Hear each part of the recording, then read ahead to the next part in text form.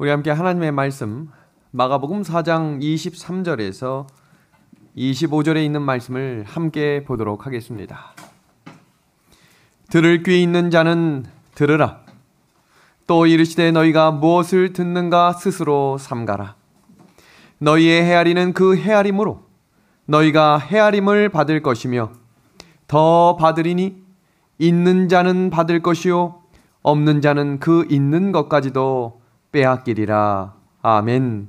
우리 노란색 글씨 한번 다 같이 읽어주시겠습니까? 들을 귀 있는 자는 다 같이 읽어보겠습니다. 시작. 들을 귀 있는 자는 들으라. 이 말씀을 주석을 살펴보면 진리의 말씀을 모두 들을 수 있지만 깨닫는 것이 쉽지 않다라고 되어 있습니다. 그래서 들을 귀 있는 자는 들으라 라고 이야기하며 스스로 삼가라 라고 이야기하고 있습니다. 오늘 말씀을 듣고 우리의 마음 가운데 감동을 주시고 아멘 할 수 있도록 우리에게 허락하신 하나님께 영광을 돌립니다. 이제 날씨가 많이 추워지고 코로나 백신 맞는 속도가 높아지면서 우리 교회 성도님들도 이제 백신을 맞으시고 가정에서 예배드리시는 분들이 늘고 있습니다. 우리 가정에 계신 우리 믿음의 하늘 가족들도 오늘 함께 말씀을 들음으로 하나님께서 들려주시는 음성을 듣게 되기를 소망합니다. 한 분이 오늘 아침에 저에게 이런 카톡을 보내주셨습니다. 목사님, 어제 말씀 잘 들었습니다. 감사합니다. 제가 신앙생활을 다시 시작하고 나서 늘 기도하는 내용이 하나님의 그 크신 사랑을 머리가 아닌 가슴으로 느끼게 해달라는 것이었는데 목사님 설교를 통해 응답해 주셨나 봅니다. 오늘 예배도 춘천은하수교회 온라인으로 참석할 예정입니다. 행복한 안식일 되세요. 우리 집사님에게도 똑같은 성령의 은혜가 이 시간 함께하기를 소망합니다.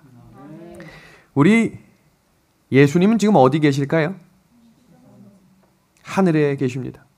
그럼 긴 세월 동안 예수님이 뭐 하다가 다시 재림하신다고 이야기하신 것일까요? 예수님이 지금 하고 계신 일은 예수님이 다시 오실 때 데리고 가실 구원받을 자들을 미리 확정하셔야 되는 것입니다. 생각해 보시면 예수님이 내려오시면서 자 구분되라 이게 아니고요. 예수님이 이미 내려오실 때는 이미 구원받을 자가 확정되어 있는 것입니다. 그래서 성경을 살펴보면 그 구원받을 자들이 뭐 한다고 되어 있어요? 구름 속으로 끌어올리고 또 잠든 자들은 일어나겠다라고 이야기한 것입니다. 예수님이 지금 하늘에서 가만히 우리를 보고 계신 것이 아니라 구원받을 자들을 확정하는 일들을 하시는 것을 성경은 뭐라고 이야기하냐면 심판이라고 이야기하는 거예요. 근데 많은 개신교인들은 이 심판이라고 하면 이미 구원받은 사람이 왜 심판을 받느냐라고 이야기하지만 성경은 구원받은 백성들을 알곡과 가라지로 나누겠다는 말을 수십 번 반복하고 있습니다.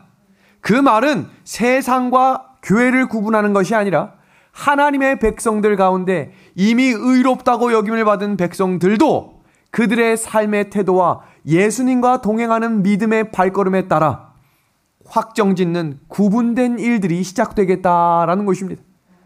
그래서 이 심판이란 이야기가 예수님의 재림 전에는 시련과 핍박에 의해 알곡과 쭉정이로 나눠지겠다는 것입니다. 오늘 이 말씀을 아주 관심과 주목해서 들으시길 바랍니다. 마태복음 3장 12절의 말씀입니다. 손에 키를 들고 자기의 타작마당을 정하게 하사 알곡을 모아 곳간에 들이고 쭉정이는 꺼지지 않는 불에 태우시리라. 여기 중요한 단어 나오죠? 알곡과 쭉정입니다. 같은 마태복음 13장에 다른 비유가 나오는데 그 비유를 같이 보겠습니다. 또 천국은 마치 바다에 치고 각종 물고기를 모는 그물과 같으니 그 그물이 어떻게 됐다고 이야기합니까? 가득 찼다라고 이야기해서 물가로 끌어들였습니다. 구원받은 백성들입니다. 좋은 것은 그릇에 담고 못된 것은 내버리느니라. 세상 끝에도 이 세상 끝이 언제겠어요? 예수님의 재림 때를 의미하는 것입니다. 천사들이 와서 의인 중에서 악인을 뭐 하는 거예요? 갈라내겠다 그랬습니다. 다음 구절입니다. 마태복음 13장 30절입니다. 용어가 조금 다르지만 이 모든 이야기는 같은 이야기를 반복해서 이야기하고 있는 것입니다. 보겠습니다. 둘 다 추수 때까지 함께 자라게 두라. 추수 때에 내가 추수꾼들에게 말하기를 가라지는 먼저 거두어 불사르게 단으로 묶고 곡식은 모아 내 곡간에 넣으라 하리라 라고 말씀하고 있습니다. 그래서인지 예수님이 재림하실 때 이 성화 그림들을 보면 예수님의 오른손에 꼭 들려진 것이 있습니다. 이 그림이 좀 작지만 이 손을 주목해서 봐주시기 바랍니다. 여기에 뭐가 들려 있습니까? 낫입니다. 보이지 않는데 이게 알고 있어서 낫 이렇게 대답을 하셨는데, 그래서 모든 그림들은 예수님이 재림하실 때 그냥 오시지 않아요. 무지개와 함께 낫을 들고 오시는 것입니다. 왜 그럴까? 그 이야기가 계시록 14장에 기록되어 있습니다. 또 내가 보니 흰 구름이 있고 구름 위에 인자와 같으니, 이분이 누구세요? 사람으로 이 땅에 오신 예수님을 말씀하는 것입니다. 그 머리에 금면류관이 있고 그 손에는 뭐가 있습니까? 다 같이 읽어봅시다. 시작. 예리한 낫을 가졌더라. 그래서 성경에 알곡과 가라지, 좋은 것과 나쁜 것, 쭉정이, 곡식, 이런 단어들이 나오는 것입니다. 이어지는 구절입니다. 또 다른 천사가 성전으로부터 나와 구름 위에 앉은 이를 향하여 큰 음성으로 외쳐 이르되, 다 같이 읽어보겠습니다. 당신의, 시작. 당신의 낫을 휘둘러 모아소서, 거두소서라고 이야기합니다. 그 다음 이어지는 구절에도 이 노란색 글씨 주목해서 같이 보겠습니다. 곡식이 나오죠. 그 다음 글씨 낫을 땅에 휘두릅니다. 또 다른 단어 하나 나옵니다. 무슨 단어 나옵니까? 포도송입니다. 그리고 그 진노의 포도주 틀에 던지겠다라고 이야기합니다. 지금 저희가 읽었던 이 4개의 성경 구절에는 4가지 단어들이 반복하고 교차되어 기록되어 있습니다.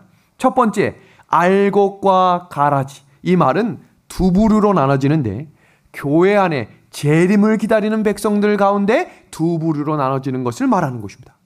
두 번째 단어죠. 좋은 것과 못된 것입니다. 마찬가지로 그물 안에 가득 잡혔는데 그 어부가 그것을 가르는 일을 하고 있습니다. 성경은 그 말을 뭐라고 이야기하는 거예요? 심판인 거예요. 심판이 무섭고 두려운 그런 개념이 아니라 성경적 용어인 것입니다. 세 번째입니다. 또 뭐가 나옵니까? 가라지와 곡식이었습니다. 네 번째는 곡식과 포도송입니다. 중요한 것은 이것을 가려내는 기준이 뭐냐는 거예요. 아버지, 하나님, 교회 열심히 나오는 그게 기준이 되는 것인지, 도대체 뭐가 기준이 되냐는 것입니다. 마태복음 7장 21절의 말씀입니다. 나더러 주여 주여 하는 자마다 다 천국에 들어갈 것이 아니요 다만 하늘에 계신 내 아버지의 뜻대로 행하는 자라야 들어가리라.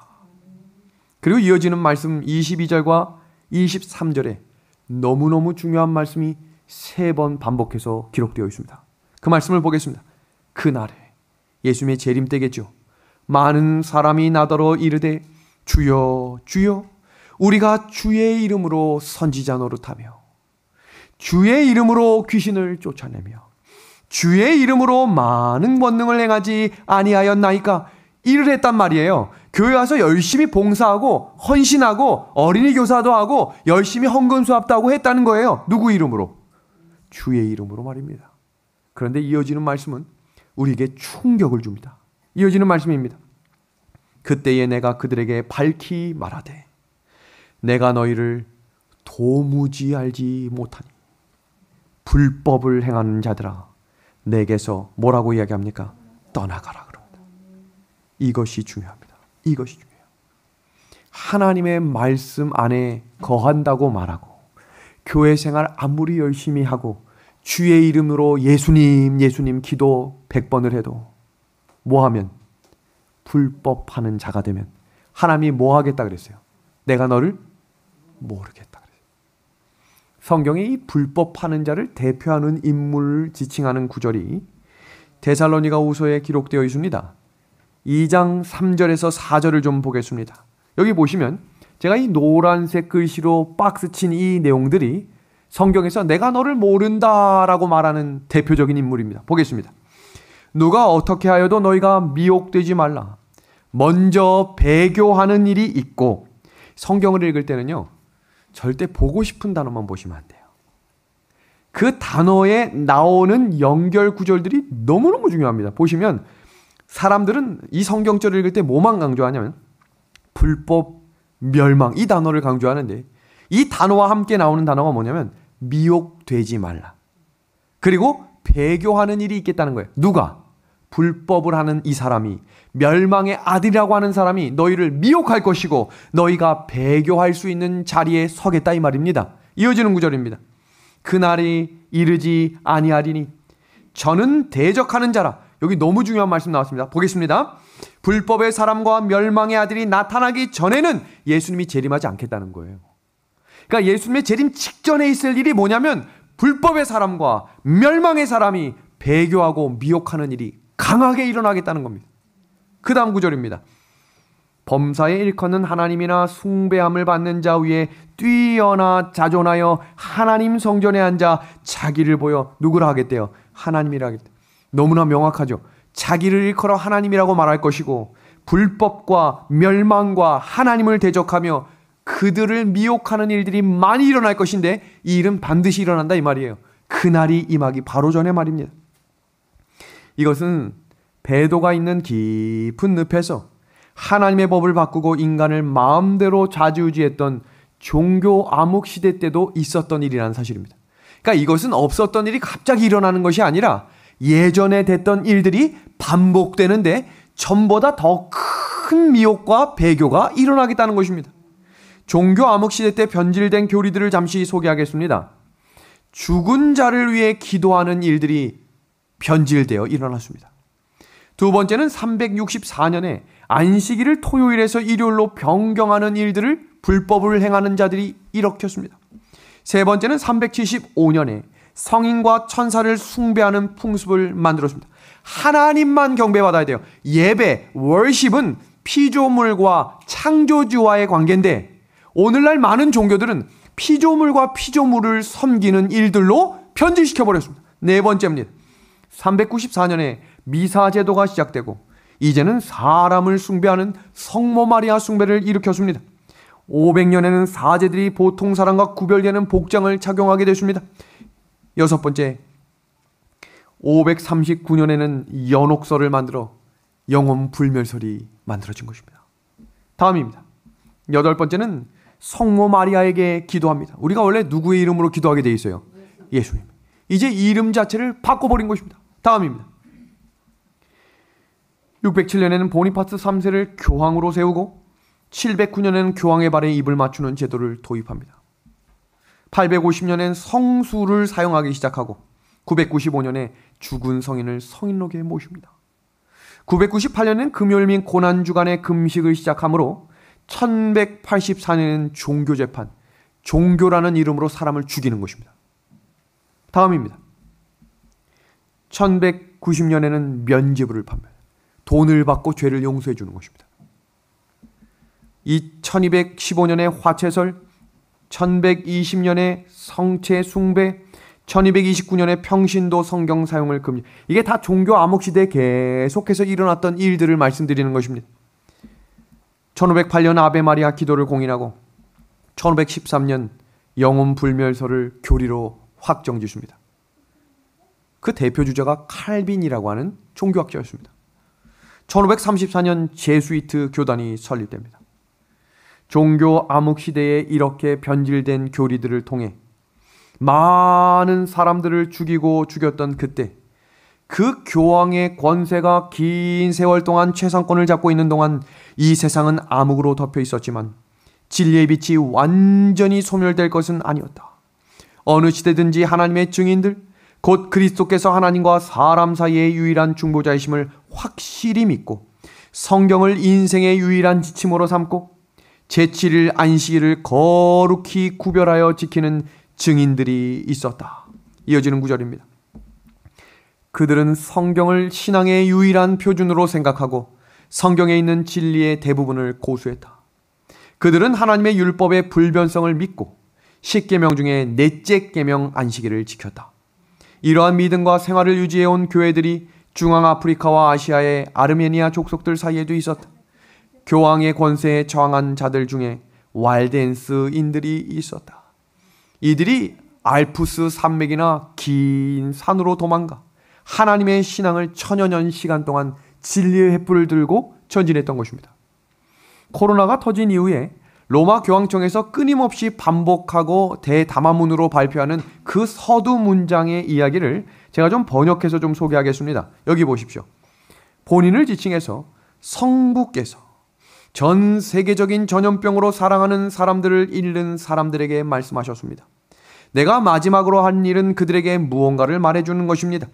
내가 하려고 하는 것은 그들로 하여금 나의 친밀함을 느끼게 해주는 것입니다. 저는 세계 모든 사람들이 이 일을 통해 우리 모두 삶이 변화되어야 한다는 중요한 교훈들을 배우기 원합니다. 우리는 더 나아질 것입니다. 여러분에게 저는 희망을 줄 것입니다. 라고 이야기하고 있습니다. 그런데 이 말씀이 성경 계시록 13장 8절과 9절에 이렇게 기록되어 있습니다. 죽임을 당한 어린 양의 생명책에 창세 이후로 이름이 기록되지 못하고 이 땅에 사는 자들은 다 그 짐승에게 경배하리라. 누구든지 귀가 있거든 들을지어다. 이 말씀을 주의해서 보십시오. 어린 양의 생명책에 기록됐단 말은 구원받을 확정한 사람들, 확정된 사람들을 말하는 것입니다. 이 말은 다른 말로 이야기하면 거기에 기록되지 않은 사람들이 짐승에게 경배하겠다는 거예요. 짐승에게 경배하기 때문에 구원의 길에서 벗어나는 것이 아니라 그 구원의 어린 양의 생명책에 기록되지 않은 사람은 다 짐승에게 경배하겠다는 것입니다. 도대체 이 짐승은 어떤 사람일까? 여기 한 아이가 울고 있습니다. 오늘날 부모들이 식당이나 공공장소에서 아이가 울면 어떻게 하는 줄 아십니까? 99.9% 다 휴대폰을 꺼냅니다. 그리고 그 아이에게 그걸 틀어줍니다. 그리고 그 아이가 그것을 본 때 부모는 다른 일을 합니다. 여러분, 지금 코로나로 이 세계가 뒤흔들리고 있었던 지난 2년여의 시간 동안 많은 사람들이 다른 것은 보지 못하고 코로나만 보고 있을 때 사탄과 짐승과 그의 우상들은 뒤에서 엄청난 많은 일들을 하고 있었어요.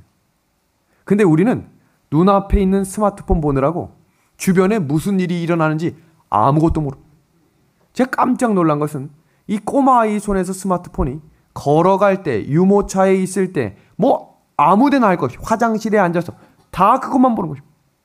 그럼 아무것도 보이지 않는 것입니다. 계시록 13장에는 그 사탄과 사탄의 군대가 하는 일들에 대해서 정확히 명시하고 있습니다. 우리는 성경이 이야기하는 그 성경의 청사진, 재림의 순서를 기억하셔야 합니다. 계시록 13장 1절을 좀 보겠습니다.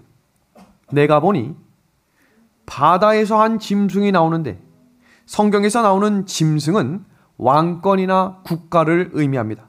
국가적 세력입니다. 짐승이 나오는데 뿔이 10이요 머리가 7입니다. 그것을 그림으로 그린 것이 다음과 같은 그림입니다.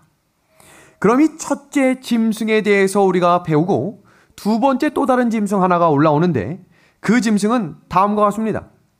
내가 봄에 또 다른 짐승이 땅에서 올라오니 새끼양같이 두 뿔이 있고 용처럼 말한다 라고 이야기하고 있습니다. 이 두 번째 짐승은 무언가를 좀 보겠습니다. 첫째 짐승의 특징을 보면 계시록 13장 1절과 2절에 이렇게 말합니다. 뿔이 일단 여리고 표범하고 비슷하고 그 발은 곰이고 그 입은 사자고 용이 자기의 능력과 보좌의 큰 권세를 그에게 주었다라고 이야기하고 있습니다. 우리가 지금 다니엘서를 매주 화요일마다 함께 공부하고 있는데 다니엘 7장을 공부할 때 자세하게 공부하겠지만 지금 이 시간엔 다니엘 7장에 나오는 그림들을 좀 잠깐 소개합니다. 사자, 곰, 표범, 용입니다. 계시록 13장에 기록된 이 첫째 짐승은 다니엘 7장에 나오는 모든 동물을 한 번에 합친 것입니다. 그럼 한번 이 그림을 봐주시겠습니까? 첫째 짐승은 일단 바벨론을 상징하는 우상 숭배가 성행했던 것을 상징합니다. 두 번째, 메데 페르시아는 이방 종교의 복합자리였습니다. 세 번째, 그리스는 이교 철학을 완전히 자리 잡았던, 그리스 철학을 완전히 자리 잡았던 시대였습니다. 네 번째, 로마는 정치 제도를 정립시켰습니다. 그럼 계시록 13장에 나오는 이 첫째 짐승은 이 네 가지를 한 번에 가지고 있는 우상숭배, 이방종교, 이교 철학, 정치제도를 가지고 있는 로마 교황권을 의미하는 것입니다. 엄청난 사실입니다. 계시록 12장 3절입니다. 그의 머리 하나가 상하여 죽게 된 것 같더니 그 죽게 되었던 상처가 나음에 온 땅이 이상히 여겨 그 짐승을 따랐다라고 이야기합니다. 여기 이 지도를 한번 봐주시기 바랍니다. 여기 이태리 안에 로마가 있고 그 로마 도시 안에 바티칸이라고 하는 조그만 동네가 있는 곳입니다. 여러분, 바티칸은 어마어마하게 큰 나라라고 생각하지만 이태리 안에 로마 안에 바티칸이 있는 거예요. 그 바티칸 도시의 인구 숫자가 1000명입니다. 그런데 놀라운 사실은 이곳을 독립된 국가라고 인정해주고 세계 각 나라의 대사를 파견하고 많은 나라의 대사들이 저 바티칸에 있다는 사실입니다. 하나의 종교단체가 국가로 존재하는 것은 카톨릭밖에 없습니다. 카톨릭은 현재 바티칸이라고 하는 국가로 존재하는 것입니다. 그럼 도대체 언제 망했다가 언제 다시 살아났는가? 역사적인 사실을 좀 소개하겠습니다. 1929년 라테란 조약을 살펴보면 이 교황권이 몰락한 130 후에 있었던 일입니다. 무솔리니가 1929년 이탈리아 파시즘과 카톨릭 교회의 제휴를 열렬히 추구했다. 사진은 바티칸시를 로마 내의 주권 국가로 인정하는 라테란 조약을 서명하는 가르라피 추기경과 무솔리니, 그와 동시에 체결된 종교 협약에 따라 가톨릭 교회가 정식으로 이탈리아의 국교가 되고 교회가 승인한 교육과 결혼에 관계되는 법률들이 제정되었으며 모든 교회 법인체의 면세권을 인정해 주었다. 이 말은 뭘 의미하냐면 이태리가 바티칸을 카톨릭의 주권 국가로 인정한다라는 것을 의미하는 것입니다. 이때로부터 성경에 나타난 예언이 하나하나씩 일어나는 것입니다. 용이 자기의 능력과 보좌의 큰 권세를 그에게 주었다. 용이, 짐승은 국가나 한 권력을 의미한다 그랬죠? 짐승에게 권세를 주므로 용에게 경배하며 짐승에게 경배했다.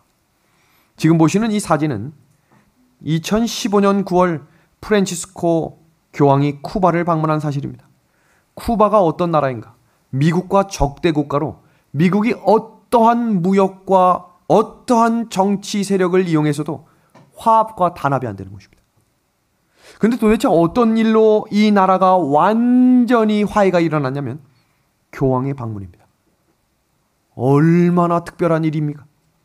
이 사실을 놓고 뉴욕타임즈에서는 이렇게 발표했습니다. 쿠바 문제에서 기후변화 의제에 이르기까지 프란치스 교황은 세계 외교의 무대에서 바티칸의 영향력을 다시 행사하고 있다. 이제는 미국으로 그 영향력을 확대하고 있다. USA 투데이에서는 다음과 같이 이야기합니다. 2014년 12월 17일 미국과 쿠바 국교 정상화 교황은 오바마와 라울 카스트로의 협상에 직접 관여한 아주 유일한 지도자임을 이야기하고 있습니다. 이 사실이 지난 이후에 뉴욕타임즈 표지에 나온 그림을 좀 봐주시기 바랍니다. 새로운 로마 제국. 저희가 지금 공부하고 있는 이 계시록 13장은 계시록 14장과 완전히 대치되는 장인데 마지막 때에 가장 강력한 세력으로 일어날 한 세력을 교황권으로 말합니다. 다니엘서를 공부할 때 우리가 마지막에 나오는 종아리 다음에 진흙과 철이 섞인 요 다리를 우리가 공부했는데 이 발은 철과 흙이 섞인 곳입니다. 그 의미는 로마를 상징하는 종아리의 철이 발가락까지 이어지는 이것은 로마는 세상 끝날까지 남아있을 것을 예고하는 것입니다. 로마를 상징하는 넷째 짐승의 이가 철로 되어 있고 교황권을 상징하는 작은 뿔은 머리에 연결되어 있는 로마를 의미하는 것입니다. 로마가 부활한 것입니다. 교황권이라고 하는 것은 단순히 종교를 의미하는 것이 아니라 로마가 천여 년 전부터 이어져 내려오는 생각과 신념과 철학을 가지고 그대로 다시 태어난 것을 의미하는 것입니다. 그래서 성경에서는 그 말씀을 각 족속과 백성과 방언과 나라를 다스리는 권세를 받았다라고 이야기하는 것입니다. 그럼 도대체 둘째 짐승이 의미하는 것은 무엇인지 한번 보겠습니다. 계시록 13장 11절을 보면 이 두 번째 짐승은 새끼양 같은데 용처럼 말하고 땅에서 올라왔다라고 말합니다. 지금 보시는 이 그림은 양인데 얼굴이 용처럼 용의 말을 하는 그림입니다.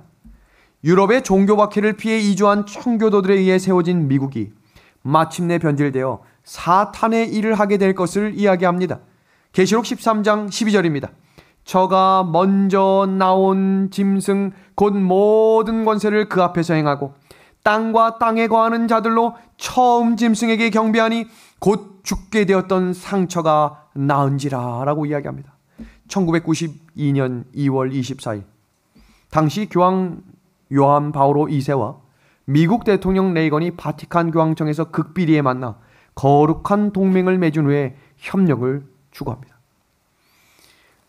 로마와 교황의 핍박을 피해 세워진 나라가 둘이 손을 잡은 거예요. 그러면서 뭐라고 이야기하나 보세요.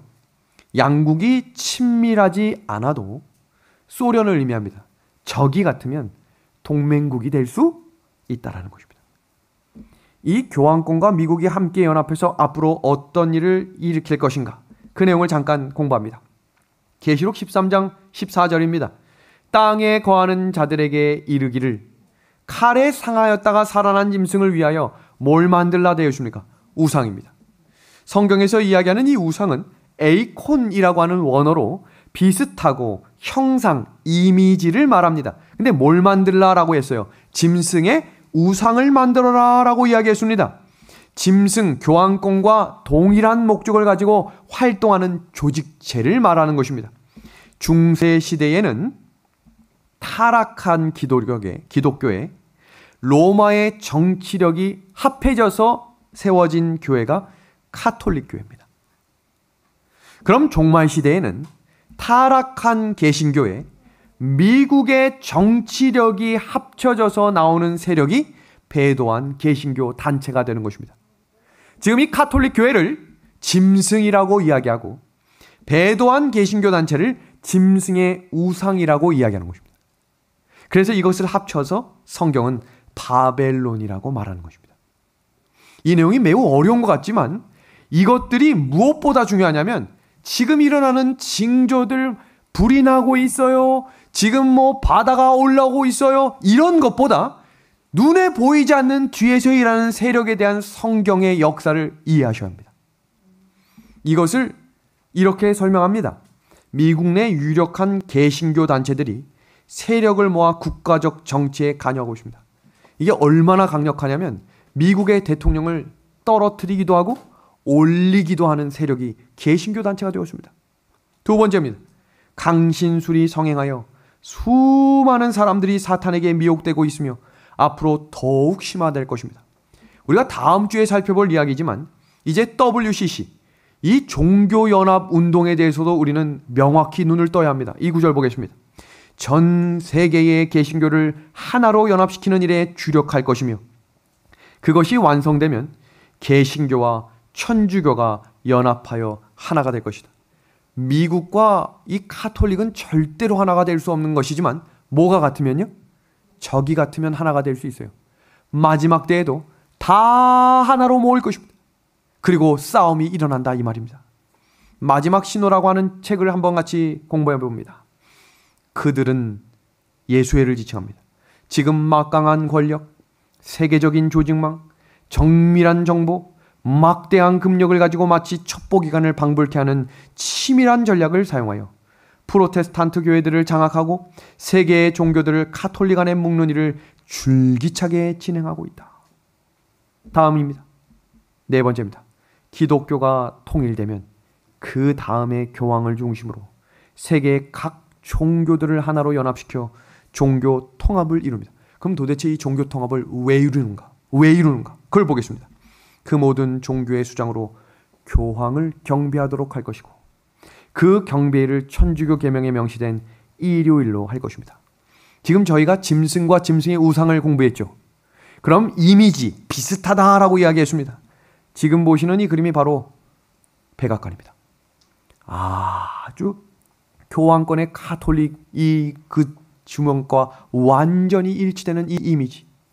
세계 단일 정부와 이 하나를 만들려고 하는 것이 바로 이 다음과 같습니다. 경제, 정치, 정보, 종교, 군사, 교육, 문화입니다. 하나도 빠짐없이 지금 이 시대에 교황이 하는 일들을 살펴보면 종교 지도자, 정치 지도자들을 만나 하나가 되자라고 이야기합니다. 종교가 이젠 하나가 되어야 한다. 그러면서 하는 말이 예수만 구원의 길이 아니다. 여러분이 믿고 있는 종교 안에도 열심히 선을 행하면 구원을 이룰 수 있다라고 가르칩니다. 다음, 정치 세력자들을 만나면 이렇게 말합니다. 세계가 혼란스럽습니다. 이제 세계가 하나로 한 목소리를 내야 할 때가 되지 않았습니까? 라고 이야기하는 것입니다. 그 내용이 데살로니가후서 2장 3절과 4절에 우리가 읽었던 말씀이죠. 불법의 사람을 이야기하는 것입니다.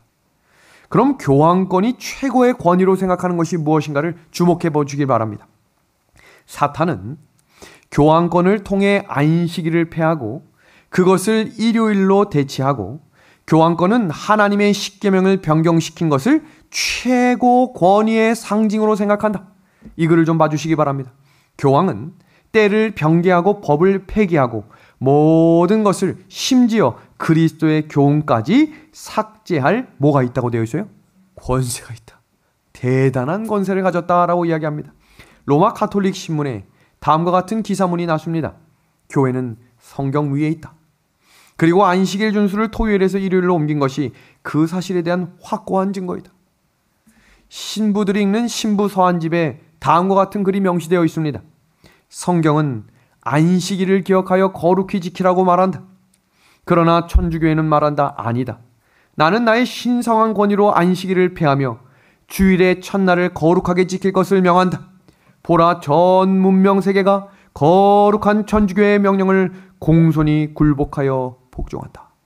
그래서 하나님의 계명 10계명을 완전히 바꿔버리며 그 중심에 있는 네 번째 계명을 삭제해버렸습니다. 그 계명을 좀 잠깐 보겠습니다. 하나님의 계명인 이 둘째와 넷째 계명을 이렇게 바꿔버립니다. 제7일 안식일을 기억하여 거룩히 지키라는 법을 셋째 계명 한번 보세요. 천주교의 셋째 계명. 주일을 지키고 라고 하는 계명으로 바꿔버린 것입니다. 이것이 무엇을 상징하는가? 마지막 때의 선악의 싸움의 핵심을 좀 잠시 살핍니다. 선악의 싸움의 핵심은 루스벨이 하늘에서 반역됨으로 시작됐으며 그 인간의 타락과 함께 그 싸움이 다시 지상에서 시작됐습니다. 예수님의 십자가의 죽음으로 이 싸움에서 사탄이 패배했지만 사탄은 일곱 재앙을 통해 드러난 의인을 모두 죽이려고 합니다. 이 장면이 지금 보시는 이 그림으로 정리가 됩니다. 마지막 때에 일어나는 2대 연합운동을 보셔야 합니다. 첫 번째, 교파를 초월한 진리 중심의 연합운동이 일어납니다.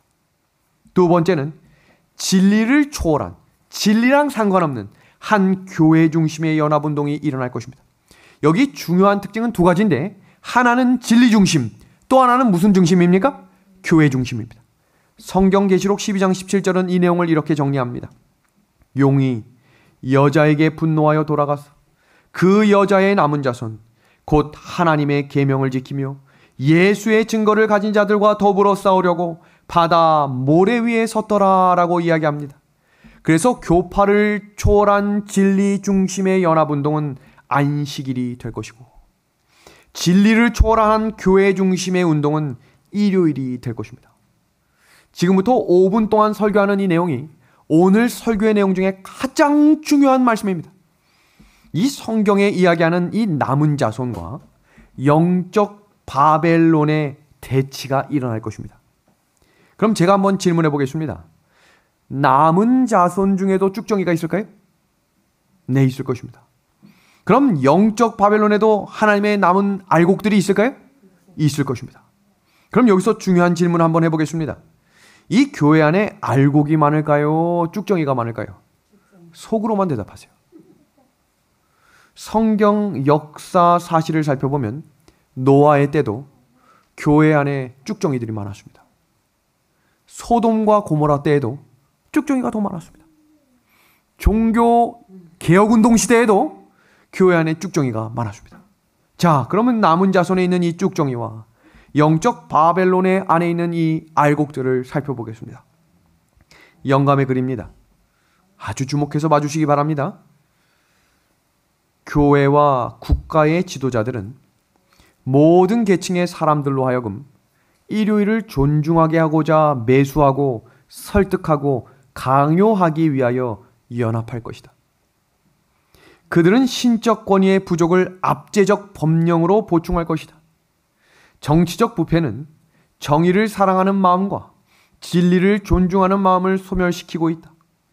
그리고 심지어 자유의 나라 미국에서까지도 그 위정자와 입법자들은 일반 사람들의 환심을 사기 위하여 일요일 준수를 강요하는 법령에 대한 민중의 요구를 굴복할 것이다. 그처럼 큰 희생을 치르고 얻는 양심의 자유가 더 이상 존중되지 않을 것이다. 또 다른 책 영감의 글은 이 내용을 이렇게 설명합니다. 나라들이 그 중심으로부터 요동할 것이다. 하나님의 유일한 의의 표준, 품성의 유일하고 확실한 시금석을 선포하는 자들로부터 지지가 철회될 것이다. 그리고 국회의 법령에 머리를 숙이지 않으며 죄악의 사람이 하나님의 거룩한 날을 무시하고 제7일 안식일입니다. 설립한 안식일 이날을 주일로 이야기합니다. 그 안식일 일요일을 높이기 위한 국법을 지키지 않는 모든 자들은 천주교의 압력뿐만 아니라 짐승의 우상인 개신교의 압력을 느끼게 될 것이다. 이어지는 문장을 같이 보겠습니다. 매우 임박한 큰 쟁점이 하나님께서 지정하지 않으신 자들을 제거할 것이고, 여기서 제거한다는 말은 준비되지 않은 자들이 떨어져 나가겠다라는 말입니다. 그분은 늦은 비로 말미암아 준비된 순결하고 진실하며 거룩한 봉사를 하게 될 것이다. 이 노란색 박스에 나온 이 붉은색 두 개의 단어를 주목해 주시기 바랍니다. 같이 일어나겠다는 것입니다. 그 단어들 한번 같이 볼까요? 큰 쟁점, 일요일 법령과 그 다음 두 번째 나온 빨간색 글씨 뭡니까? 늦은 비가 함께 일어납니다. 많은 분들이 늦은 비와 일요일 법령에 대해서 정확히 정리가 안 되는 분들이 많기 때문에 지금부터 그 내용을 하나씩 좀 정리해 드리겠습니다. 자, 여기를 봐주시기 바랍니다. 일요일 법령이 발효되고 강요되면 일요일 법령에 따르지 않고 하나님의 계명을 따라 사는 자들에게 핍박이 몰아칠 때 남은 자손이 농명책의 이름이 기록된 것처럼 말을 하고 주여 주여 부르고 교회 생활 열심히 하고 주의 이름으로 일을 해도 그 핍박이 몰아치게 될 때 그들이 쭉정이로 구분되어 영적 바벨론으로 넘어가겠다는 것입니다. 그럼 자, 여기서 주목해 보겠습니다. 그럼 이 교회가 어떤 교회가 되는 거예요? 순결한 교회가 되는 거예요. 이해되셨어요? 순결한 교회. 그리고 그 순결한 교회가 하나님의 말씀을 크게 외쳐 부를 때 누가? 영적 바벨론에 있었던 알곡들이 남은 자손 안으로 들어오게 됩니다. 그때 무슨 일이 일어나는가? 늦은 비 성령이 내리는 것입니다. 정리됐습니까? 순결한 교회.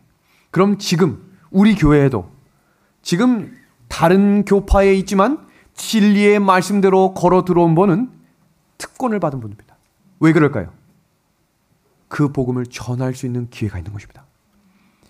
진리교회 안에 있는 분들은 친구가 없어요. 세상 사람들을 하고 만나지를 않아요. 그래서 복음을 전할 상대가 없어요.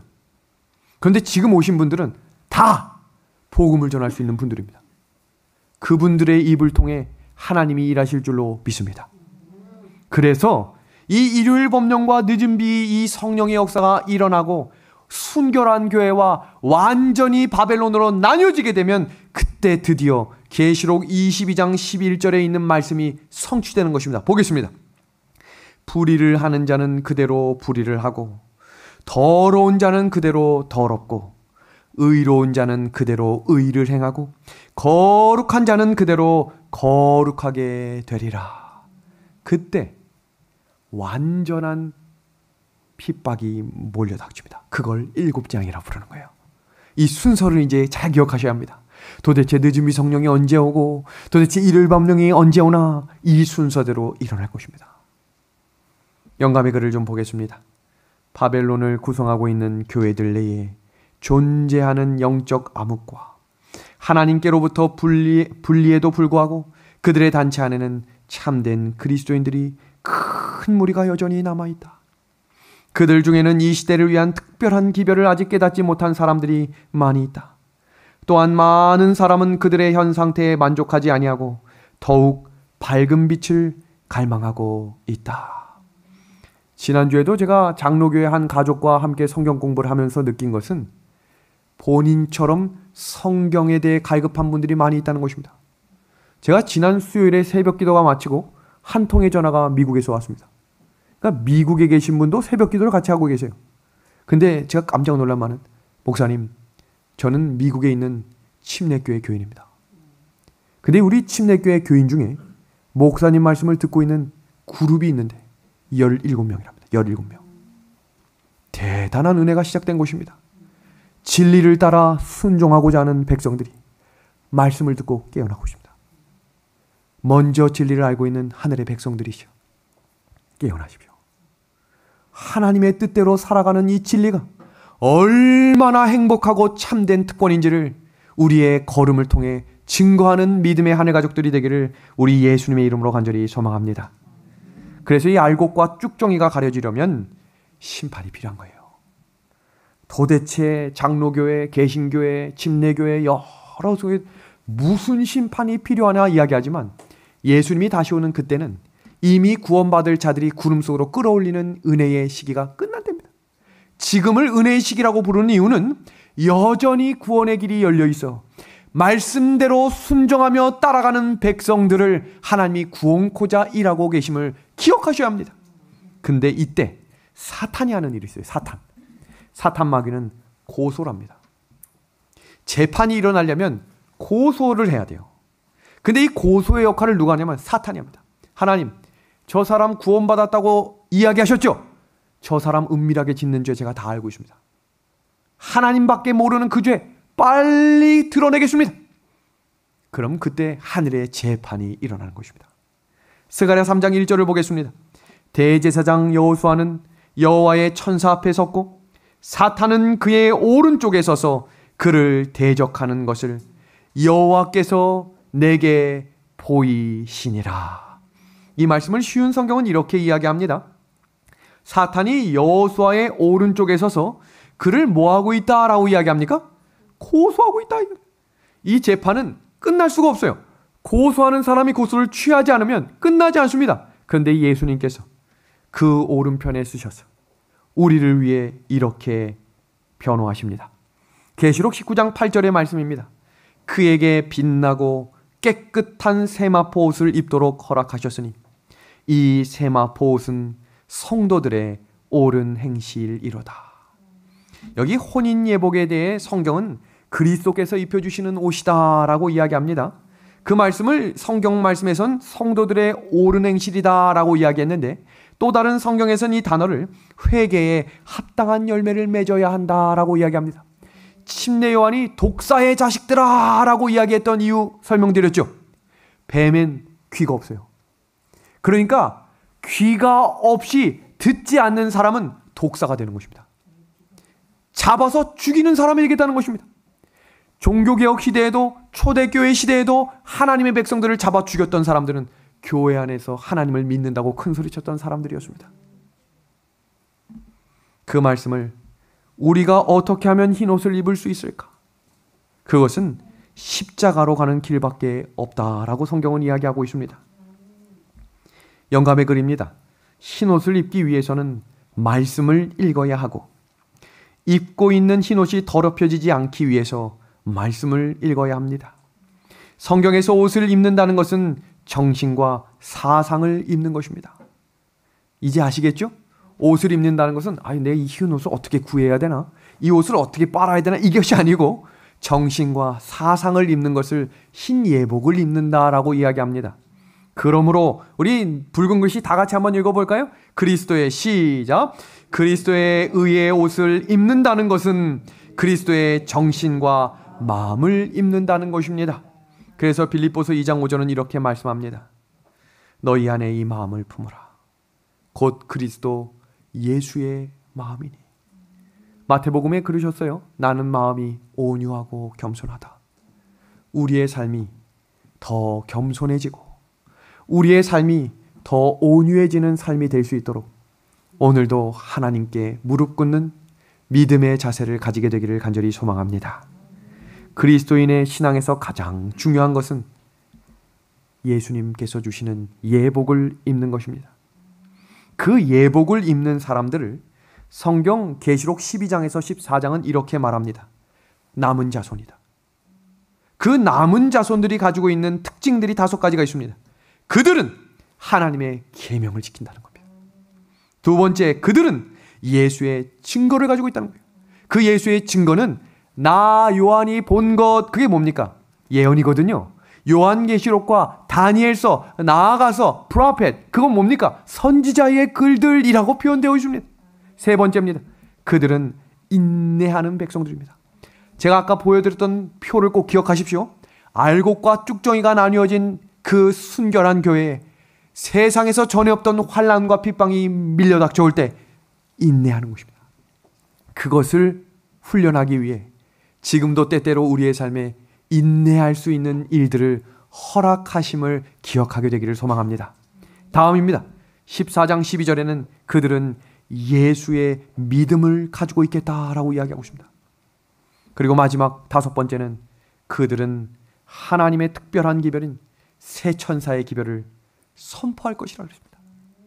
바벨론에서 나오라고 선포하십시오. 짐승의 표를 받아서는 안 된다고 선포하십시오.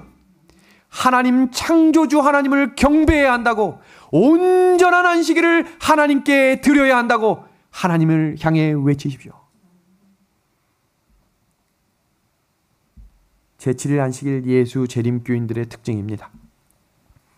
그들은 성경을 절대적인 신앙의 권위와 기준으로 믿는 백성들입니다. 예수님을 믿음으로 구원받는 것을 확고하게 믿으며 성경의 가르침대로 세례가 아닌 침례를 받는 것이 성경적인 원칙임을 배우고 따라갑니다. 구원받은 성도로서 안식일을 포함하여 계명을 순종하는 백성들이며 몸이 하나님의 성전임을 믿고 건강관리를 철저하게 하는 사람입니다. 여러분, 많이 걸으십시오. 그리고 자연을 묵상하십시오. 가능하면 옷을 두툼하게 입고 자연 속에 나가 걸으시며 하나님을 만나는 천연계에서 기도하는 일들을 시작하십시오. 6번째입니다. 건전한 삶을 위해 가정과 자녀 교육을 중시하는 백성들입니다. 7번째는 성경 예언에 기초하여 예수님의 재림과 부활을 확실히 믿는 백성들입니다. 8번째는 자신을 희생하여 다른 사람을 위해 봉사하는 일들을 하며 살아갑니다. 여러분, 한 주간을 살아가면서 다른 사람을 위해 한 일이 없다면 잘못 살고 있는 것입니다. 기억하십시오. 내 가족과 나를 위해 사는 삶은 남은 자손의 특징이 아닙니다.